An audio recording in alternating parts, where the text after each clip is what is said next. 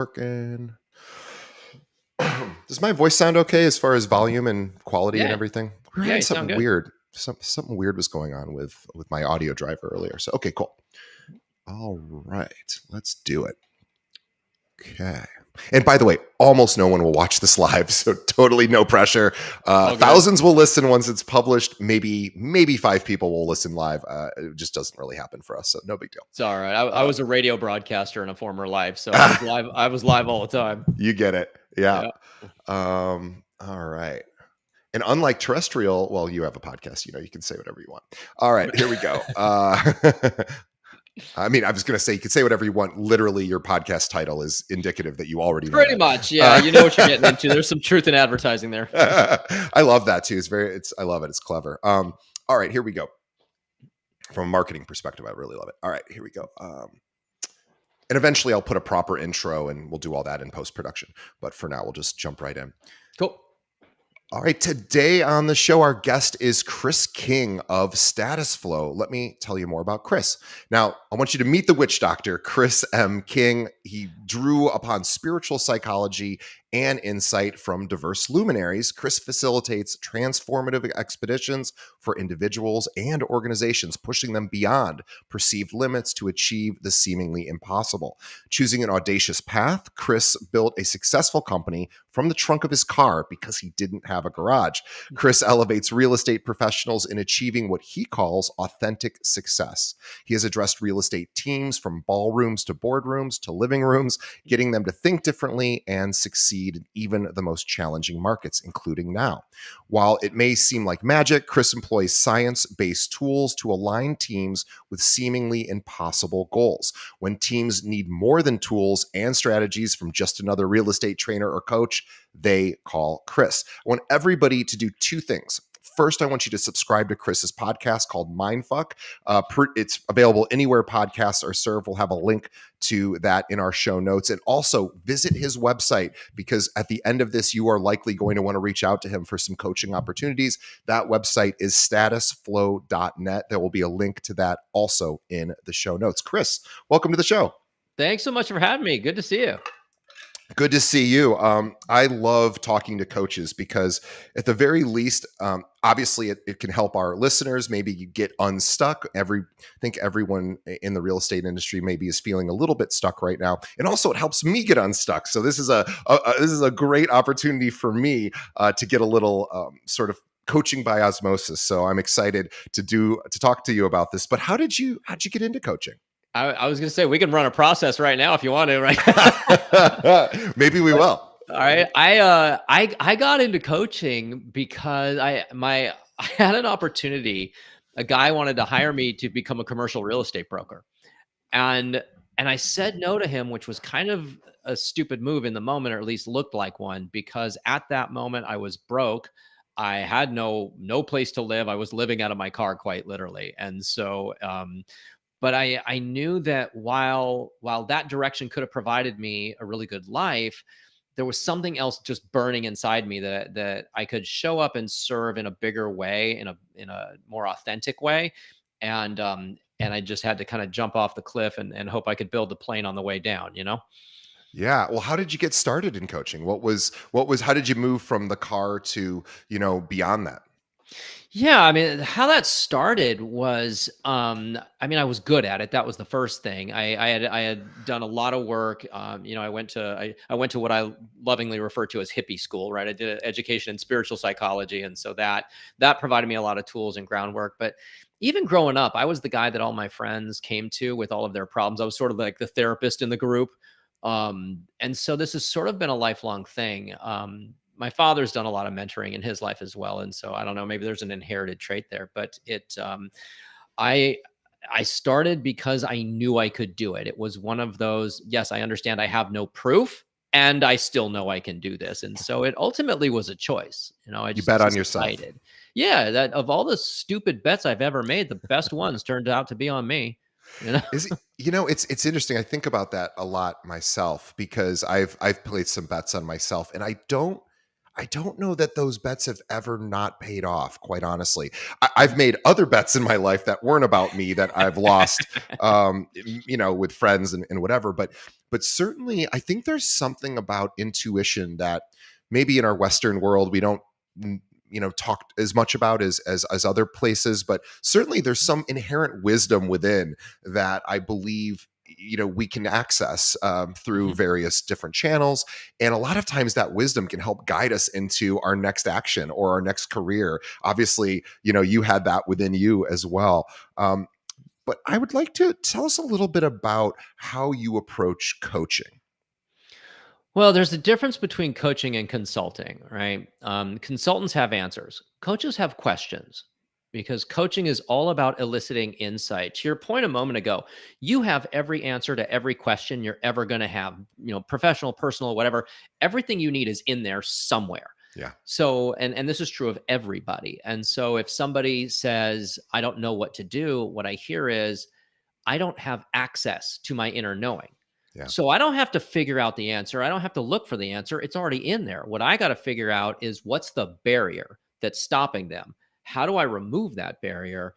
And then how do I realign them based on what they find so they can relate to it in a way that gets them what they want. So as you mentioned earlier, we do have a science-backed approach. So it's, sometimes while I can speak, the spiritual psychology thing, I can get very woo, or my father, the electromagnetic compatibility engineer, we can talk science. So which road you want to run this down, I'm good. Yeah, no, it's interesting. So I've been studying DBT, dialectic behavior therapy, for Yeah. several Hmm. years, and that is such a cool science based Hmm. approach to reducing activation or reducing Hmm. arousal. Because the science is really clear that when we're in this fight or flight response, which is what happens sometimes with really intense stimulation, it limits access to certain parts of our brain. We just literally don't have access to, because we are in a survival mode. And Hmm. based on evolutionary psychology and biology, we need to survive in those moments. So lots of non-essential services like our sexuality, certain parts of our brain have to shut down, because if we're being chased by a tiger, we got to continue to run as fast as possible. We need all of that energy to in Hmm. order to survive. And a lot of that happens even today. We get freaked out, we get stressed, we see something on the news, and it activates us, and we are in fight or flight. We might not even realize it, and all of a sudden we're a bit disconnected, right, from Hmm. our bodies. So I'm curious to talk about what are some of these blocks that people have that inhibit their ability to access some of this information. Well, there are psychological blocks and there are physiological blocks. So the psychological blocks are going to be the things that I think a lot of people know about. It's the imposter syndrome. It's the shutdown mechanism of I don't know. It's fear based. It's shame based. It's whatever. There's a lot of the psychology.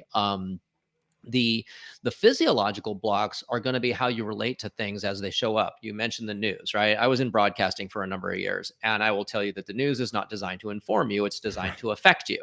Right. And they do it very well through the lenses of psychology and neurobiology. They understand how this works. I mean, I used to program people all the time on the radio. Now I just do it differently. But when you understand what's happening in your physiology, then you can start to sort of hack the system, right? Everything is a system. A business, a team, a human being is a system. And any system can be hacked if you understand how that system works and what's going on. And again, to your point, it requires conscious awareness, right? You got to Yeah. know what's going on, because the part of your brain that's in charge in the flight or flight is when you see something scary on the news. It's the same part of the brain that processes you being chased by a bear. It's the same part of the brain. So you got to understand what's going on in your system and recalibrate it to the outcome that you're looking for. Yeah, so in DBT, there's a term called wise mind, and the idea Hmm. is when we're aroused, when we're activated, we really don't typically have as much access to wise mind, which the Hmm. opposite of that they call is emotion mind. Emotion mind is, oh my God, let's get this figured out right now. Let's just survive, and Hmm. it's typically not super rational. When we're in emotion mind, we are just having an experience, and all of these things are happening at the same time, and Hmm. it's not a particularly great place to actually think critically or make any important decisions. Hmm. So what I love about DBT is reducing our activation so that we can get Hmm. access to that wise mind, which again, to your point, is that inner wisdom that really does know what is best for us. So let's talk about some of these blocks that the uh, well, first of all, you've mentioned in the psychological blocks, imposter syndrome. I love this one because I'm pretty confident that everybody's got this to a certain degree. It's a super common one. And what do you tell people, or how do you coach or work with people who do say, gosh, I really feel like a fraud. If people only knew how little I really knew about this job, or whatever. What would you say to them, or how would you, or what would you ask them in order to get them past some of that imposter? Yeah, it's this is going to vary. I'm going to sound like an attorney here. It depends, right? Sure. That's going to be the answer to most questions. So because it does depend on how somebody is relating to that. Generally, there are some things that you can do. Carlos Castaneda said, "We make ourselves miserable, or we make ourselves strong. The amount of work is the same." Yeah. And I kind of combine that with something that one of my teachers said to me, is like, Chris, if you're going to tell a story, it might as well be a good one. So you can tell yourself the story that you're not good enough, that here's and you can validate that story. Or you can tell yourself, well, wait a minute, I am good enough and I know this. And this is not a fake it till you make it thing. Like affirmations, fake it till you make it. This is kind of bullshit. It just sets off my internal bullshit detector. So if it Right. works for you, great, but it doesn't work for me. So what I can do is I'll say, okay, is there any evidence that I can point to in my history that might suggest that I am in fact capable of doing this? And when I start looking for those data points and choosing to see them, I'm going to find them all over the place because they're just there. They just are, right? So that's the first thing, is whatever the thing is you're saying you're not good enough about, what if you're wrong? And are there any data points you can point to that suggest that maybe that's correct, that you are wrong about this? Yeah, and when you ask yourself a question like that, you're presupposing there's an answer, and your brain starts to look for it, right? So if I say, why do I feel like such a failure in my life? Oh, I've got a litany of things I can list, because here's all the ways in which I failed in life. And if I said to myself, and again, it's the same amount of work, like you said, if I ask, prove to myself I'm a failure, I can do that. Prove to myself I'm a success, I can do that. It's really the same amount of work. It's about asking those questions, like you said. Is there any evidence to suggest that I've had a little bit of success in this particular area? And looking for those reasons to stack those positives. Right. I mean, there are a lot of roads that you can take to get there. Like people say, okay, I'm a failure. I feel like a failure. Okay, let's redefine failure here. How do you define failure? Right. I mean, this is going to be in a very fixed mindset: success or fail. You achieved it or you didn't. And it's like, look, there is no failure. You're either winning or learning. Right. Nobody learned anything by doing it right. That's right. You're either winning or learning. So you didn't fail. And here's the other thing, and this is something that I hold on to. I can't fail because I don't quit. Like I have no quit in me, like none. It serves me great in entrepreneurship. It's not so good in romantic partnership because sometimes there's a time to quit, man. But if you don't quit, you cannot fail because the game never ends. Right. That's a really powerful thing you just said. It's this idea of, and I want to just unpack it a little bit for anyone because Chris said it very elegantly and he said it quickly, but he said it's what he said is very profound. Go back and rewind about 30 seconds. Yeah, wait, what did I say? Chris was basically saying, look, the only way we can ever learn something new is through failure. And he's absolutely 100% right? You don't learn by doing something right. All that you do when you can do something right is confirm that you already know how to do it, right? Which is great. That's good. But in order to learn something new, there's failure involved in it. And failure, again, is just, I didn't get the result I wanted.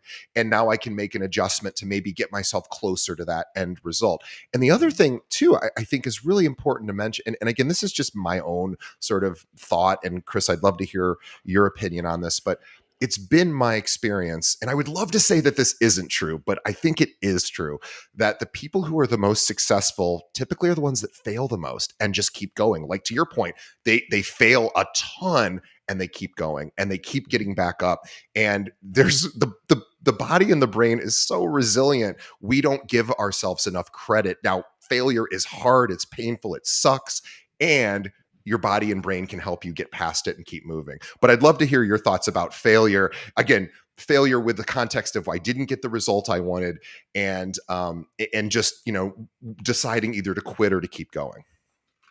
Yeah, I think I love that quote. It's like I didn't fail; I just found 1,000 ways that it didn't work. Yeah. Right? So Yeah. it is how you relate to it. Because here's the science part of this. Okay, when you get into that contraction, right, of I failed and the shutdown and I can't and whatever, you're driving a neurochemical cocktail that is shutting off certain parts of the brain, and it's the parts of the brain that you need in order to succeed. So there's a level of responsibility here. Whatever you're trying to achieve in this life, small or large, there is no good or bad, there is no right or wrong. There is aligned or misaligned with the outcome that you're looking for. So is thinking I'm not good enough, I don't deserve it, I'm stupid, I failed, is that aligned or misaligned? Well, Obviously misaligned, I, right? So it's like you have a responsibility here. If you are to be a good steward of the thing that you're trying to achieve, accomplish, or bring into this world, if you're to be a good steward of that mission, you have the responsibility of doing everything that is aligned with that, including taking control of your thoughts. Because when you stop listening to yourself and you start talking to yourself, the script changes. that's a very profound thought. So I just want to make sure I understand. So when we stop listening, we may be listening to old programming that was installed by mom and dad unintentionally, or the teacher that yelled at us, or the bully in the playground, or whatever is telling us our story of why we're not enough or why we're less than, or whatever. Those could be just programs that got installed somehow, and they're still there. We're listening to those stories, maybe even today. Everyone's got stories that do not serve them. When we Mhm. start talking to ourselves, it sounds like we're really creating a new narrative, a new story, and that eventually, if we have enough sort of energy behind that, that new story becomes our past history at some point, because it's the beginning of that change. Do I have that right? Yeah, I mean, and it's not difficult to do. Once you notice you're in a negative self-talk spin, right? That's when you have the opportunity to start talking to yourself. Because when you're in that negative spin, you're listening to all the noise. You suck. I suck. I'm terrible. I'm never going to amount to anything. Blah blah blah. And this will happen also as a function of neurochemistry. Like when I get off stage, total flow state for me. I'm not neurobiologically capable of being in a good mood after that, because all my feel good neurochemistry is gone. So Yeah. so the day after a speaking engagement, like I did the Christie's International Real Estate Expo, the next day I was in a horrible mood. Bad travel day, I should know better, right? But so I can't take myself too seriously. It's like, okay, all my feel good neurochemistry is gone. Yeah. So it's like, okay, I'm not going to take myself too seriously here. So I understand that. But if you adopt a role model mindset, right? Like if your best friend were bringing to you that script, I suck, I'm terrible, I whatever. If your child were bringing it to you, that script, I failed, I'm terrible, I suck. How would you respond to that? How would you respond to that person? Well, that's how you need to start shifting your inner script. You're not going to tell them how much they suck, right? You're going to be like, hey, you're not being very nice to yourself here. And you adopt that kind of role model mindset for yourself.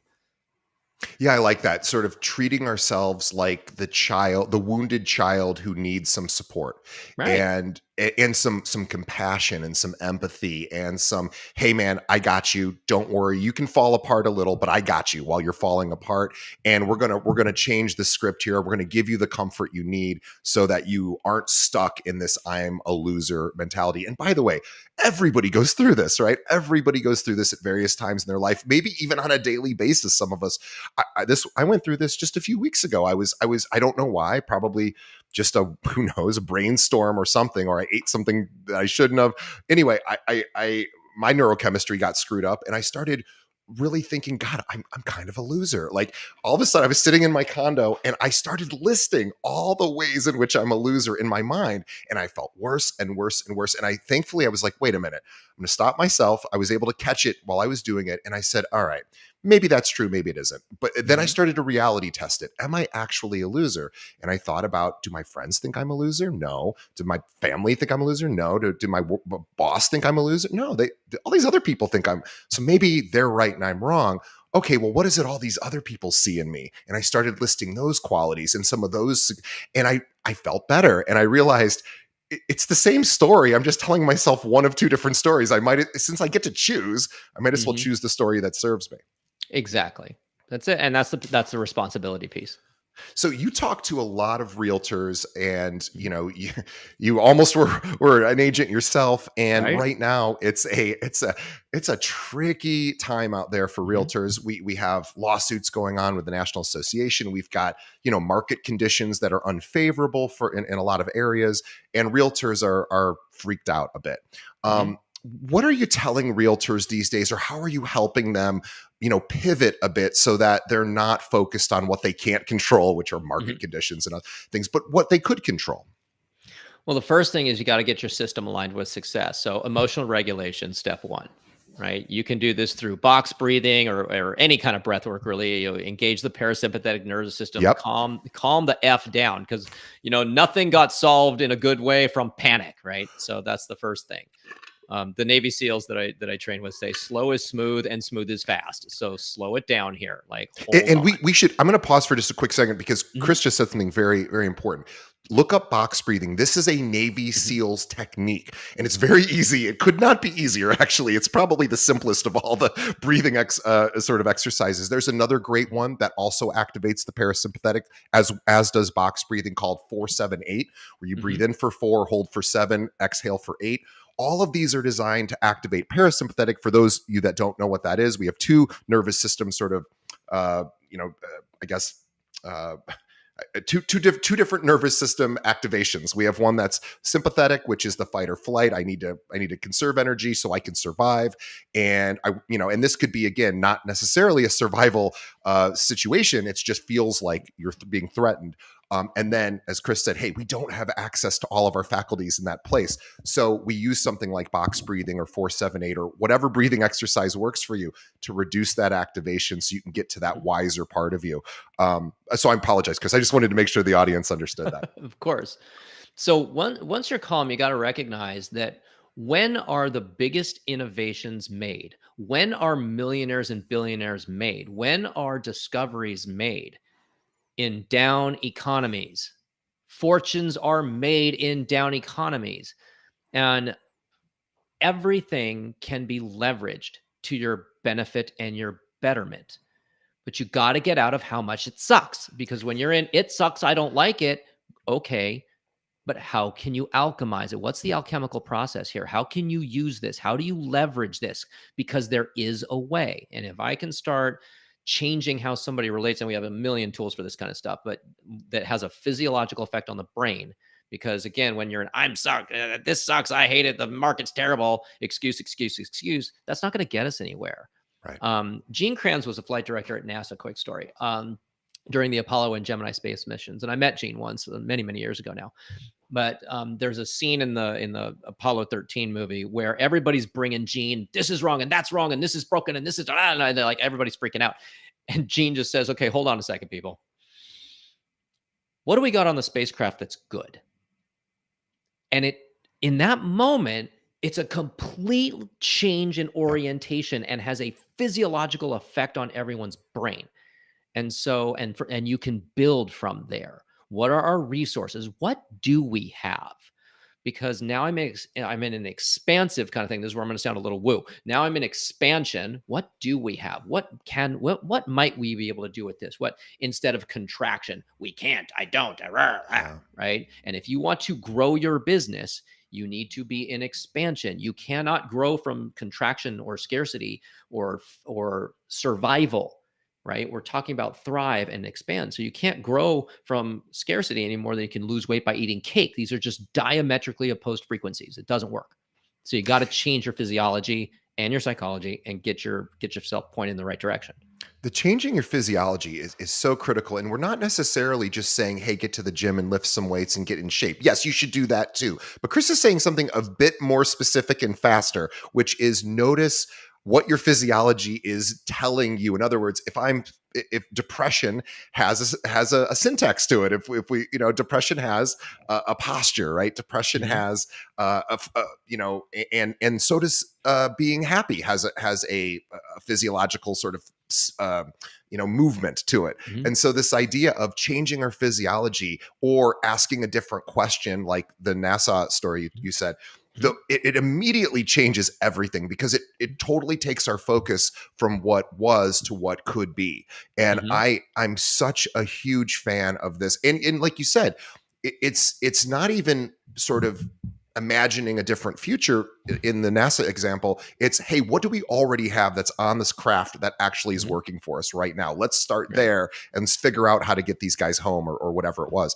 Um, Right. so I mean, we can do this right now. I mean, I can change let's do one it. word in a set. You want to do one? Let's Okay. do I'll it. tell you what. All right. So think of something.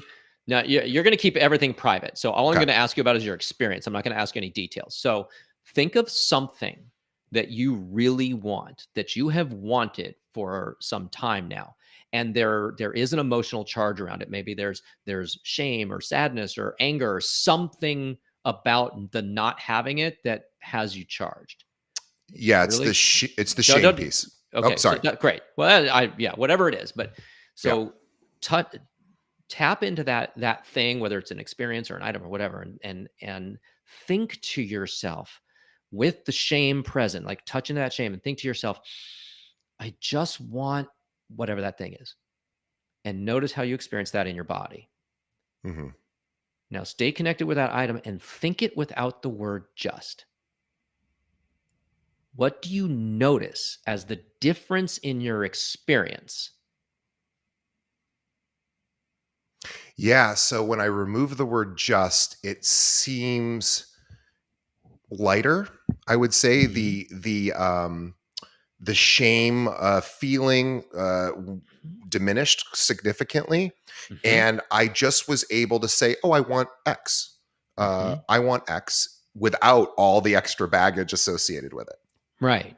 So what we did there is we produced a physiological effect in your brain. It physically changed the way your brain was working. And I hear a lot of people say different things about this. People say, "Gosh, it sounds more powerful. It sounds stronger. It sounds." One person said it sounds closer. It feels closer. I'm like, fantastic, right?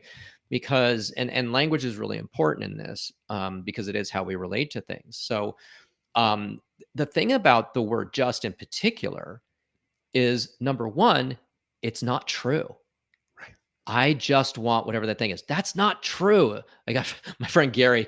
Gary's like 9 feet tall. He's like, I just want a girl. He was single at the time. He says, I just want a girl that's going to be nice to me. I was like, Gary, shut the fuck up.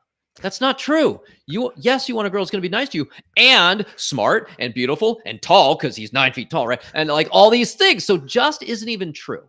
And it discounts the thing that you're focused on. It makes it smaller, right? We Yeah. use this in manipulation. Oh, come on, it'll just take 5 minutes. Oh, I'm Yeah. just getting you to violate your boundaries. Like I'm trying to soften it, right? It's very Yeah. manipulative. But when you get precise language and aligned language, now you're cooking with gas. Just also presupposes that there's something wrong with me for even, like, I just want this one thing. It makes Right. it it makes it Mhm. way too important, and it makes it that you can't quite get it right. Instead of saying, like you said, switching that for I want X Right. is a, it's lighter. It makes me feel better, and I get more excited. And that, again, that shame piece is largely gone. Maybe Mhm. it pokes its head in from time to time, but I'm able to see a brighter future thinking I want X versus, God, I just want X. There is a Right. huge difference in that response. And the just one kept me stuck. The removing Mhm. just allowed me to sort of see a future where that was possible. Right. And this, because it produces that effect in your brain, it creates a different feeling state. Basic neuroscience, feelings drive actions, actions produce result. I'll go into a team and the what I'm going to look for is I'm going to listen to the way they speak. So I'm going to get an idea of what the culture of the organization really is. Because we have a culture of teamwork. You have no idea what your culture is. Okay, I can hear it in your language. But the if I can remove the fear and the shame, those two things, I'm going to produce wildly different outcomes very quickly. Yeah, you're so right. Fear and shame are the two most, I believe, probably the most debilitating emotions, because shame is, there's something wrong with me, which is really hard to fix. That's a big thing to try to solve on one's own. You can really just ultimately remove it or expose it.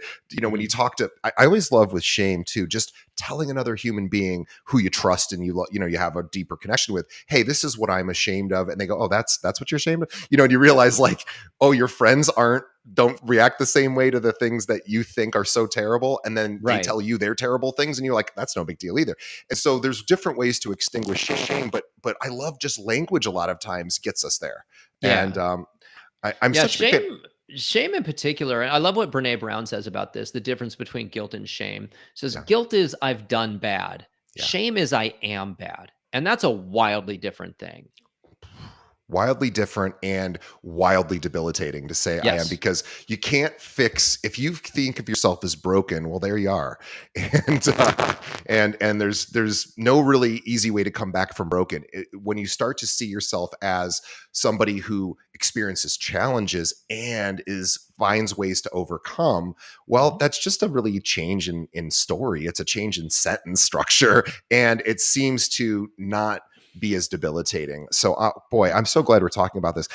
Let's talk about this idea of creating innovative solutions. So, yes, we're in a more difficult market, and I know that you're not going to be able to say, "Well, here's what every Mhm. real estate agent needs to do in their business right Yeah. today to pivot," because, of course, that's not what you do. You help people find that within themselves. So, I really want to encourage our audience to consider, working with Chris, because imagine if you had all of these answers inside of you, as Chris, says, and all you have to do is eliminate the blocks to get there. But how does somebody access innovative solutions, or what does it take to get to a Mhm. place? As you said, fortunes are made in these disruptive times.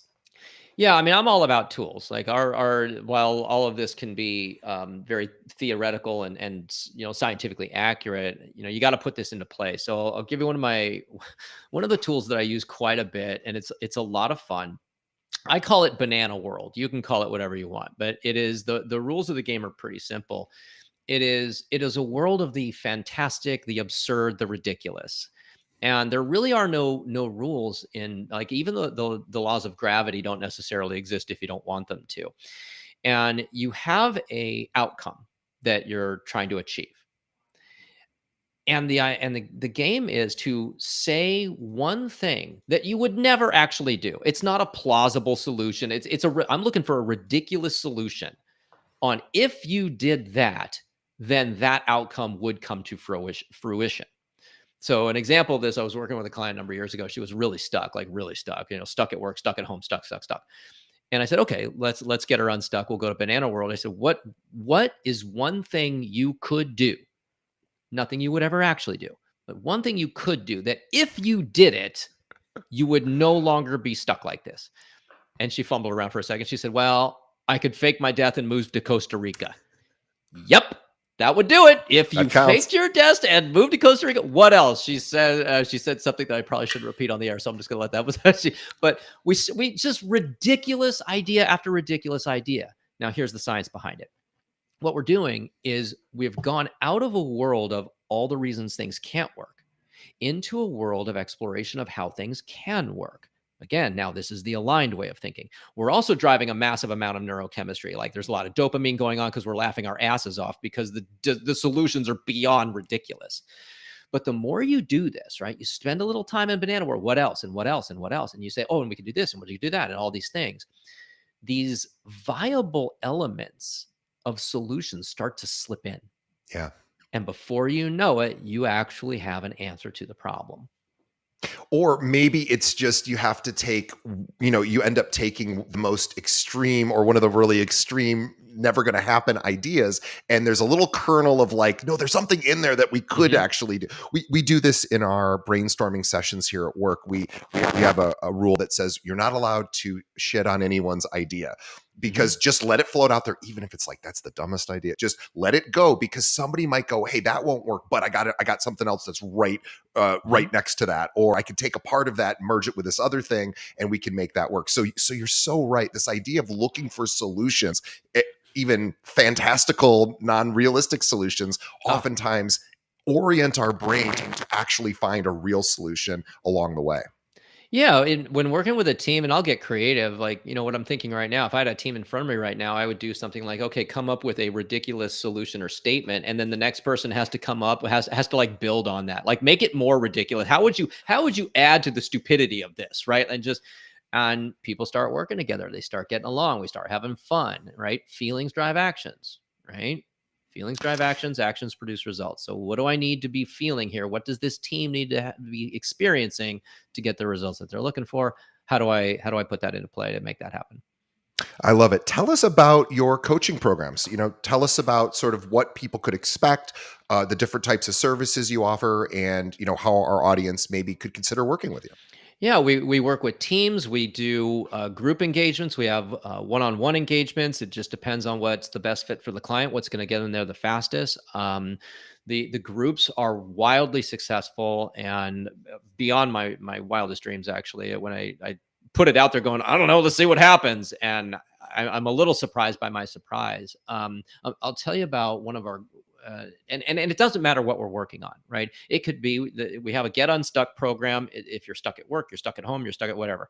But we have a client right now that has a digital marketing company, and she came to us because she came into the group, and there's 6 in that group, and she wanted to support in growing the business and making things better, right? Well, she she got divorced through the process. 20, I think the marriage was 26 years to a clinical narcissist. I know we throw that word Oof, around quite a bit, but a it's rough. clinical narcissist. Oof. So she got out of she got the divorce signed, sealed, and delivered. She got the house. She got the house refinanced. She moved 13 times during this process. So all of this was, happening while that was going on. We got her off of her anti-anxiety and antidepressant medication. She dropped 45 pounds.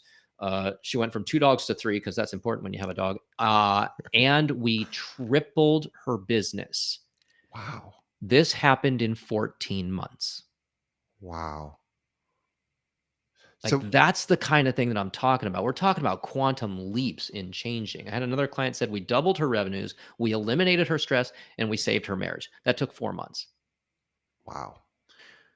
Yeah, as you've been talking, and we've been doing, and we even did an exercise earlier, I started realizing this idea of asking questions is really an underutilized tool. And this is why, and I also know that oftentimes we cannot solve our own issues. Sometimes we can, most of the time we can't. And it sometimes just takes a third party, somebody who knows how to elicit this kind of response, to literally be the person that's like, hey, I'm going to walk you through a process.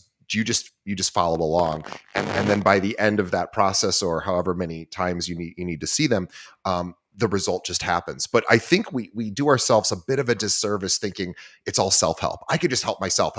Well, my best thinking got me into this mess, right? So probably I could use a third party to come in and say, just like I wouldn't look. It's that old expression. An attorney who represents himself has a fool for a client, right? Right. It's a brilliant thing, and attorneys know this, and they don't even joke about it. They're like, no, I literally won't represent myself. Doctors say the same thing. Doctor who treats himself as a fool for a patient. So this idea of having a third party really helps, because inside of us, right, are all of these old patterns and challenges and wounds and things that happened to us, or for whatever reason they're stuck in there, and we don't even know that they're roadblocks, so we don't know how to get around them. Hiring somebody like you allows you to be able to see the things that maybe I'm even blind to. Yeah, we are the mirror, that's essentially what we are, a mirror to show you what you can't see. I tell people this is really tricky work because, to your point, it's like driving the car that you're working on, because you're trying to hack your internal belief system that's been running since you were 6 years old, and you're 90 something percent unconscious of how it works, right? So you're trying to hack the system with the system, right? So you're trying to hack itself. It's very tricky work. And so, but it happens crazy fast. Clients generally don't work with us for more than a year. Wow. Yeah, we move quickly. That's the 2 things we don't do is quit and fail. And I tell people, if I can't get this done in way less time, I suck at my job. So I love that. Well, for anyone listening, if you are feeling, and look, it's not if you are feeling stuck, think about where you currently feel stuck. And I'll give you a little suggestion, not Chris' suggestion, but our audience's suggestion. Think about reality, right? So a lot of this has to do with accepting reality as it is, what they call radical acceptance. The Mm. world is how it is. I don't have to like it, but I should accept it. And then the things I don't like, maybe I can, make some changes, right? Or I can affect change. But if we are stuck in fighting against reality, the market sucks, the inventory sucks. Yes, all of those things are true. And getting upset about it doesn't change reality one bit. It literally just reinforces your crappy feelings. And so there's not to say that you shouldn't know what's going on. Of course you should, but you should realize, what are you saying to yourselves? Are you focusing on the stuckness? Because focusing on the stuckness is very unlikely to lead to any breakthroughs, and really changing that narrative and saying, okay, yes, here are these market conditions. I accept that that's what's happening. And I know there's other people really succeeding right now. And I'm Mhm. curious on maybe what they're doing. And I'm curious on, if I started thinking about this is an opportune time to grow my business, well, what might I start doing if I actually thought this was like the best possible time to be in real estate? And maybe it is the best possible time to be in real estate. Think about that, everyone who's listening. Mhm. Maybe it's not so bad right now because we just feel that we're in the moment of what it feels like to not be in a great time. What if Chris is right? What if there's innovation that's going to completely change our industry, and you could be part of that by not focusing on what you can't control, which is reality, right? Reality is. So I'm really. I wanted to ask one last question to you, Chris, because I Mhm. think this is something. I want to get your perspective. You talk about, you know, all of, in these down markets, in these sort of depressive times, that innovation disruption happens, people can make fortunes.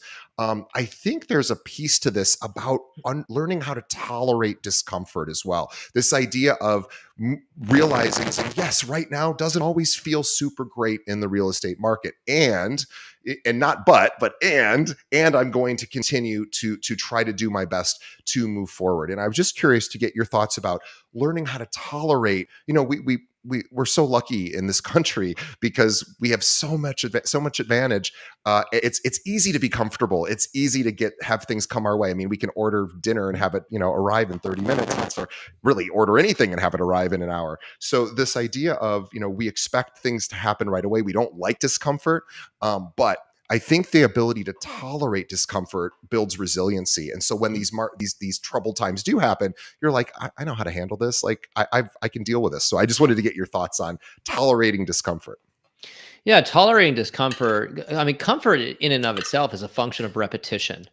You can get real comfortable in a horrific situation and you can normalize it over time. It'll just change your baseline, right? So humans are just functionally programmable in that way. So the lack of tolerance is more about change, not so Mhm. much about how awful something is.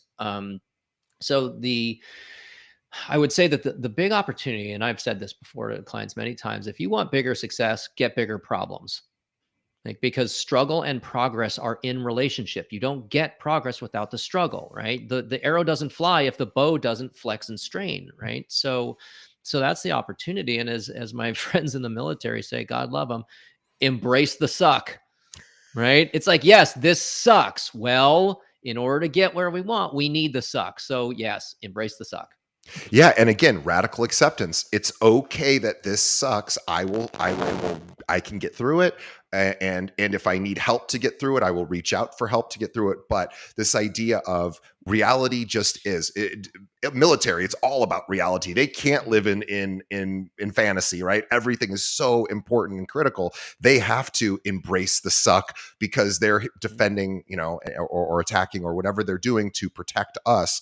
They have to be willing to put themselves in extremely uncomfortable situations. And you know what? It's so funny when these men and women who serve our country and other countries, of course, too, armies all over the world, when they leave service, I'm always like, most of these guys, again, there's trauma and there's things that they may have to deal with, but their resiliency is incredible because they already know what it's like to tolerate discomfort. They're like, oh, I just got to work hard. I already know how to do that. I was in Afghanistan, or I was in Iraq, or I was, whatever the discomforting situation was, or I saw people die, or whatever it may be. This idea of, like you said, get big. I love this, get bigger problems too. It's like you have to almost dream bigger and be willing to fail a little bit bigger as well.